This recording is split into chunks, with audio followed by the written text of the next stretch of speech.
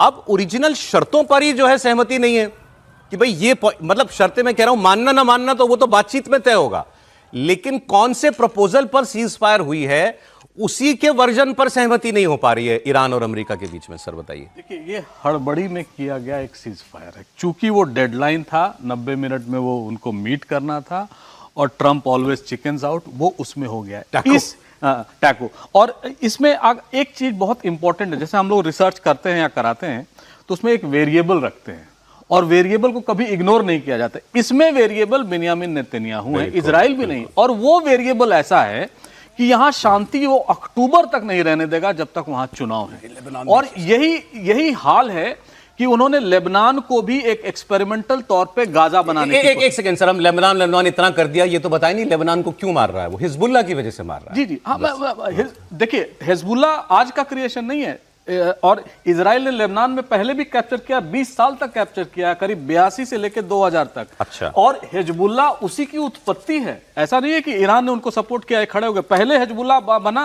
फिर बाद में ईरान आया, और वहां पर इन्होंने पूरा आप समझे जो 20 किलोमीटर तक इन्होंने कैप्चर करके रखा, वहां अपनी टेरिटरी बनाने की कोशिश में थे, लेकिन अग्रीमेंट हो गया, वो वापस आ गए। लेकिन अभी भी वो वही प्लान फिर से लेके जा रहे हैं कि 30 किलोमीटर तक जो लितानी नदी है, जो यूनिफिल का बॉर्डर है United Nations forces in Lebanon, उसको वो फिर से कैप्चर करना चाहते हैं। और इसमें बिन्यामिन नेतन्याहू को जब तक ये टैकल नहीं करते हैं, यहां मुझे आप फिलहाल इतना बताइए, इस वक्त सीज फायर की स्थिति क्या है? कुछ सीज फायर जैसा है या नहीं है? देखिए, सीज फायर है, अमेरिकन इंप्लीमेंटेशन है, लेकिन इस समय बिन्यामिन नेतन्याहू को वो थोड़ी सी छूट भी मिलेगी तो वो फिर से ईरान पर अटैक कर लेंगे। अच्छा, फिर इन्वॉल्व कर लेंगे, ठीक है, अमेरिका को। लेकिन अगर आप मान लें कि लेबनान शर्तों में था तो सीज फायर नहीं है फिलहाल, तो फिलहाल सीज फायर टूटा हुआ है।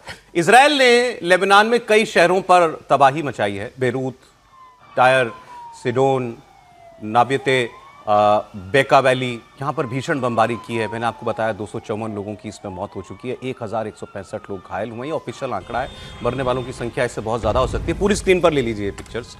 इजराइल के हमलों की इंटेंसिटी आप इन तस्वीरों में देखिए ज़रा।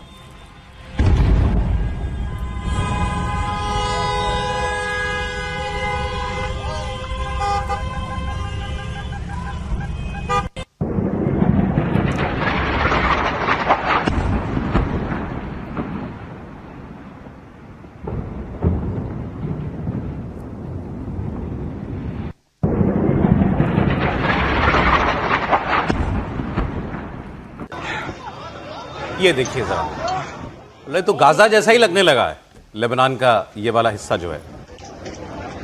अब जो नेतन्याहू की हमने इतनी बात की, तो मैं आपको अब नेतन्याहू की बात सुनाता हूं।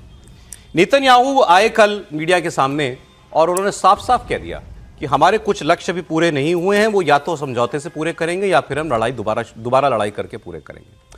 उन्होंने कहा अमेरिका ये ईरान न्यूक्लियर हथियार नहीं बनाएगा तो नहीं बनाएगा, उसके पास जितना भी किलोग्राम यूरेनियम पड़ा है वो भी या तो समझौते से वहां से निकाला जाएगा, नहीं तो हम जाकर के लेके आएंगे, चाहे युद्ध करके जाके लाना पड़े।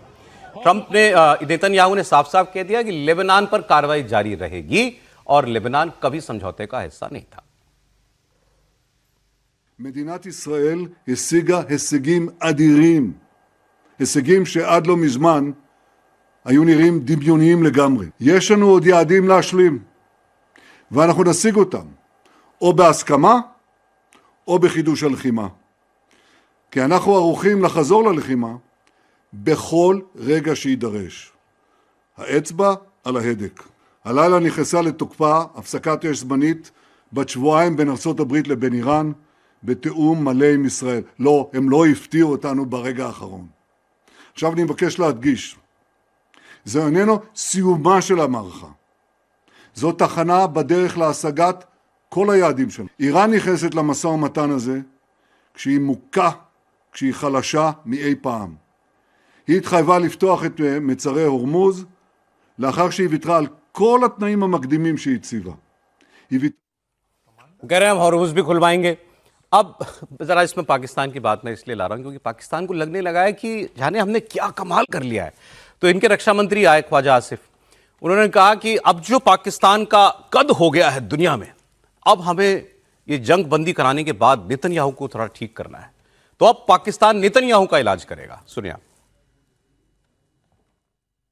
ये खुली छूट जो इसराइल को मिली हुई है उसको लगामे डालने की इस वक्त ज़रूरत है।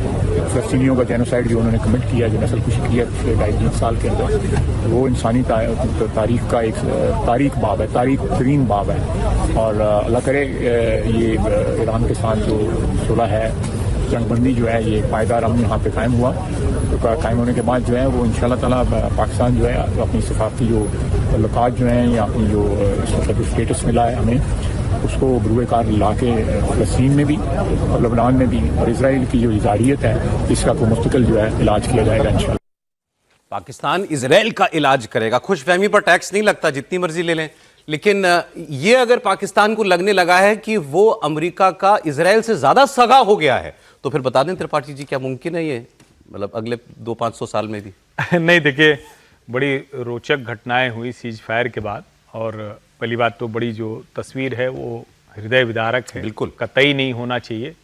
लेकिन इसको जरा समझें, कल जब ये बात हो रही तो मैंने एक बात कही कि वो 10 पॉइंट जाने कितने टहल रहे हैं। हाँ, कल ही जब मैंने देखा था तो कहीं कोई ऑफिशियल रिकॉर्ड नहीं था, और मुझे इसी बात पर समझ में नहीं आ रहा था कि ऐसे संभव है कि न्यूक्लियर एनरिचमेंट का अधिकार ईरान को मिलेगा। ये असंभव है भाई। अमेरिका दुनिया के किसी देश को न्यूक्लियर एनरिचमेंट का अधिकार दे दे, इम्पॉसिबल। इजराइल उसे स्वीकार कर ले, इम्पॉसिबल। जिसको आपने लगभग ध्वस्त कर दिया, तबाह कर दिया, वो इम्पॉसिबल।